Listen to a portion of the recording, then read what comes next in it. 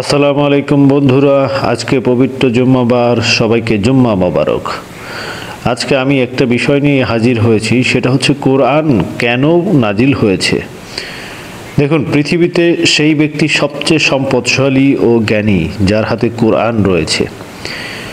এই কিতাব মহাবিশ্বের মহাধীরাজ সৃষ্টিকর্তা আল্লাহর পক্ষ থেকে নাজিলকৃত। কোরআনের পাতায় পাতায় আল্লাহ তাআলা কোরআন থেকে উপদেশ গ্রহণ করার এবং কোরআন অনুযায়ী জীবন পরিচালনা করার তাগিদ দিয়েছেন।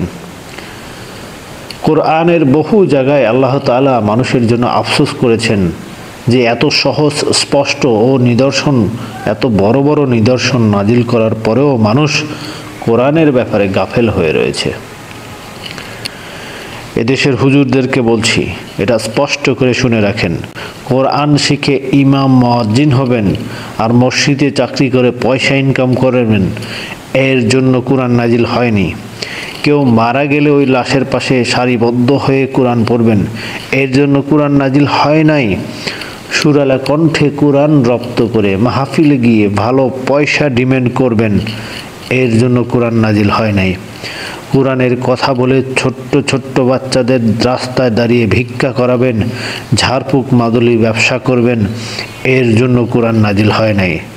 কোরআন এসেছে জীবন, সমাজ, রাষ্ট্র পরিবর্তন করার জন্য, দুনিয়া ও আখিরাতে সফল হওয়ার জন্য। দলাদলি বিভক্তি তৈরি করার জন্য কোরআন আসেনি। আল্লাহ তাআলা কোরআন ছাড়া অন্য কোনো কিতাব অনুসরণ করতে সম্পূর্ণ নিষেধ করেছেন। আর বাংলাদেশে কি হচ্ছে দেখেন, ম্যাক্সিমাম দলগুলো কোরআন সাইডে রেখে তাদের দলীয় কিতাব অনুসরণ করে। ফলাফলস্বরূপ ইসলামী দলগুলোর বিরোধ দিনকে দিন ভয়ানক আকার ধারণ করছে, যার জাতাকলে পৃষ্ঠ হচ্ছে সাধারণ মানুষ। দেখুন, আল্লাহ তাআলা বলেছেন, পবিত্র কোরআনে আল্লাহ তাআলা বলেছেন, তোমার প্রতিপালকের নিকট হতে তোমার নিকট যা নাজিল করা হয়েছে তোমরা তার অনুসরণ করো এবং তাকে ছাড়া অন্য কোনো অভিভাবকের অনুসরণ করো না। তোমরা খুব অল্পই উপদেশ গ্রহণ করো। সূরা আরাফ আয়াত নাম্বার 3। আর একটা আয়াতে আল্লাহ বলেছেন, দেখো, তোমরা আল্লাহর রজ্জু কোরআনকে দৃঢ়ভাবে ধারণ করো এবং পরস্পর বিচ্ছিন্ন হয়ো না। সূরা আল ইমরান আয়াত নাম্বার 103। আর একটা কোরআনে আর একটা আয়াতে বলেছেন, যারা কোরআনকে দৃঢ়ভাবে ধারণ করে এবং সালাত কায়েম করে তাদের কর্মফল আমি বিনষ্ট করি না। সূরা আরাফ 170। আর একটা আয়াতে আল্লাহ তাআলা বলেছেন, আমি কোরআনকে সহজ করে দিয়েছি উপদেশ গ্রহণের জন্য, অতএব উপদেশ গ্রহণকারী কেউ আছে কি?